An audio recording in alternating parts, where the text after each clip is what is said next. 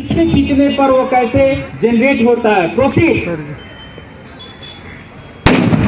और पीछे खींचते ही वो आईडी एक्टिव हो जाता है और इस प्रकार वो ब्लास्ट हो जाता है।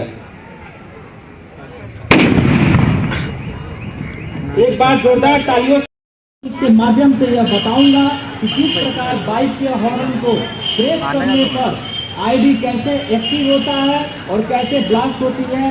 अब मैं आप सभी का ध्यान मंच के ठीक दाहिने तरफ ले जाना चाहता हूं, दाहिने कॉर्नर पे थोड़ा आगे से हटिएगा, थोड़ा और पीछे हो जाइएगा। अभी आप देख सकते हैं कि प्रधान आरक्षक अजय कुमार बाइक के पास खड़े हैं और वो इस बाइक से बिल्कुल अनजान है, उन्हें इस चीज की आइडिया नहीं है जिससे बाइक के हॉर्न में एक्सप्लोसिव सेट किए गए हैं, एंटी हैंडलिंग मैकेनिज्म को सेट किया गया है और इस प्रकार वो बाइक को पकड़ते हैं और हॉर्न को प्रेस कर देते हैं। और हॉर्न प्रेस करते ही आईडी जनरेट हो गया है और कुछ ही पलों में इसका बहुत बड़ा खामियाजा इन्हें भुगतना।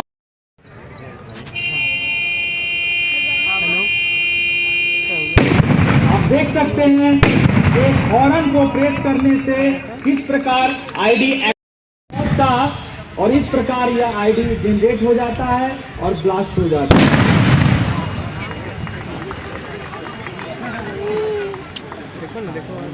ना खौफ है मौत का, ना आरजू है जन्नत की, लेकिन जब भी फक्र हो शहीदों का, लेकिन जब भी फक्र हो शहीदों का, तो काश मेरा भी नाम आए हिंदुस्तान में, काश मेरा भी नाम आए हिंदुस्तान में। अब मैं इसके अगले भाग की ओर चलता हूँ जिसमें इवेंट है नंबर 5 डस्टबिन आईडी, जिसमें एंटी हैंडलिंग मैकेनिज्म का इस्तेमाल किया गया है, जिसे प्रस्तुत करेंगे आरक्षक सतीश कुमार और उनके साथ हैं आरक्षक उपेंद्र कुमार।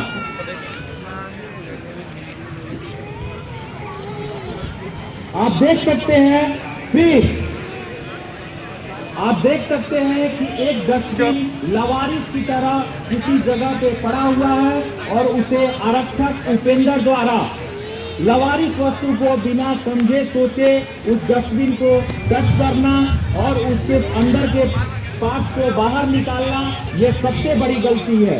जब तक आप उससे किसी भी चीज के बारे में अनभिज्ञ हैं, यानी उसकी जानकारी ना हो, तब तक किसी भी वस्तु को टच ना करें। उससे निरंतर दूरी को बना कर रखे। जो माध्यम है कंट्रोल रूम को सूचित करे, BDBS टीम को सूचित करे। बिना अगर सूचित किया और बिना ये सीक्वेंस फॉलो किए अगर आप कार्य करते हैं तो देखिए किस प्रकार नुकसान को उठाते हैं। प्रोसीड। और इस प्रकार आपने देखा कि खेलने का नतीजा यह हुआ कि आईडी जनरेट हो गया और जनरेट होने के बाद हो गया। अब चलते हैं अगले इवेंट नंबर 6।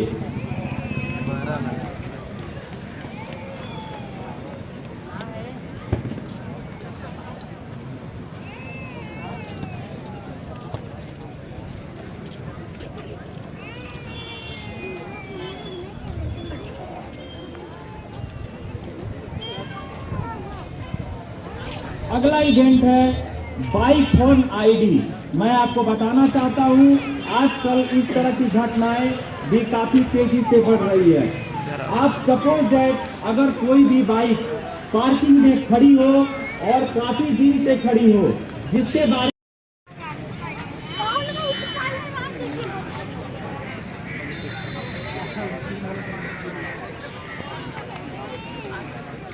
अर्ज करता हूं स्टूल आईडी, जिसे प्रस्तुत करेंगे आरक्षक विजय रजक।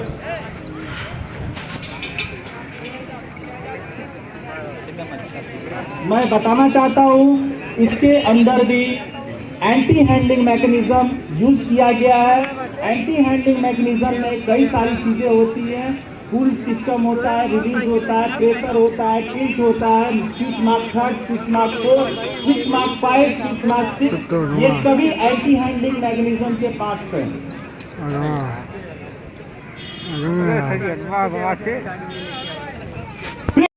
जिसे प्रस्तुत करेंगे आरक्षक राजेश कुमार।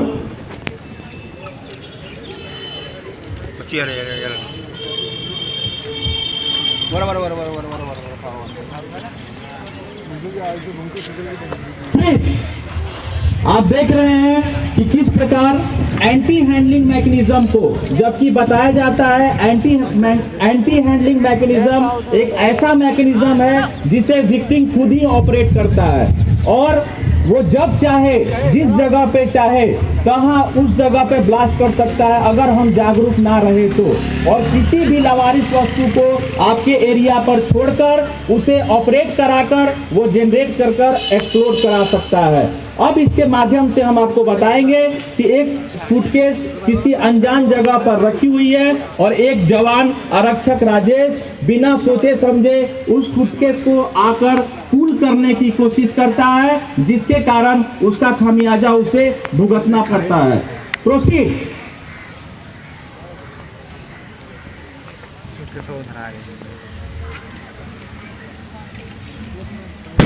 आप देख सकते हैं कि बिना सोचे समझे किसी भी अनजान लावारिस वस्तु को टच करने का नतीजा क्या होता है।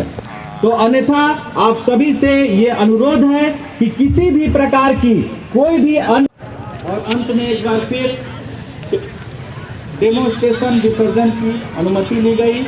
ऐसी कोई भी घटना अगर हमारे एयरपोर्ट पर होती है तो तुरंत इसकी सूचना CISF control room SG Varanasi में दे या पीटीडीएस कंट्रोल रूम में दे और उस लावारिस वस्तु से अपनी दूरी बनाकर रखे और उसे टच ना करे। धन्यवाद महोदय।